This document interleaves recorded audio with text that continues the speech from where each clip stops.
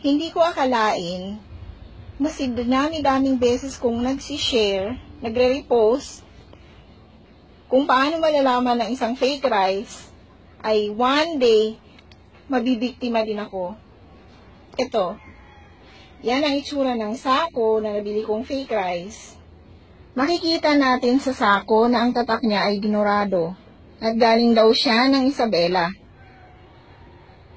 Ayan, dinurado daw siya. Pero ang nasa loob niyan ay long grain. Ito po yung itsura ng bigas na nasa loob. Long grain. Nagtataka ako kung bakit tuwing nagsasaing kami sa rice cooker, parang may naaamoy akong nasusunog na kable ng kuryente. So, ang unang ginagawa ko, sinecheck ko lahat ng outlet kung may problema, pero wala naman ako nakikita. So, iniisip ko, baka sa kapitbahay lang yon.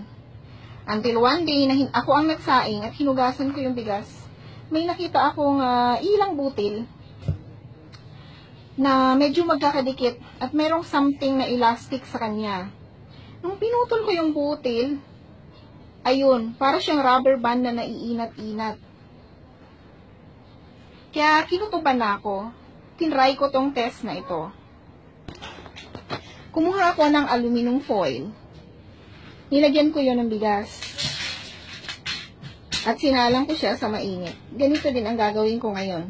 Ipapakita ko sa inyo kung ano mangyayari sa bigas na ito pag naisalang na sa mainit.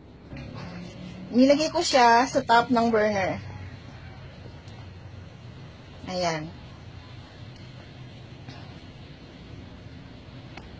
Ang ordinaryong bigas ay hindi dapat nalulusaw. Hindi dapat nasusunog. Na parang plastic. Patatagalin pa natin ng konti at makikita nyo kung ano mangyayari sa kanya. Ayan na po. Makikita nyo nasusunog siya. At, bukod sa nasusunog siya ay nalulusaw din ito.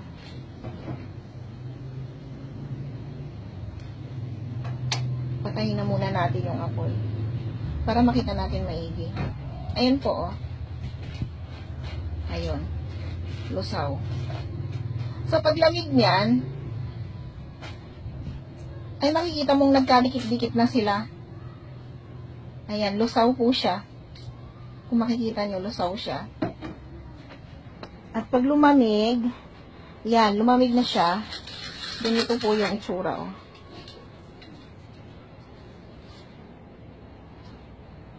Ayan. Yung mga nalusaw-lusaw. Ito pa, oh. Nalusaw na rin. Ayan, lusaw-lusaw. Ang ordinaryo pong bigas ay hindi nalulusaw ng ganyan. At isa pa,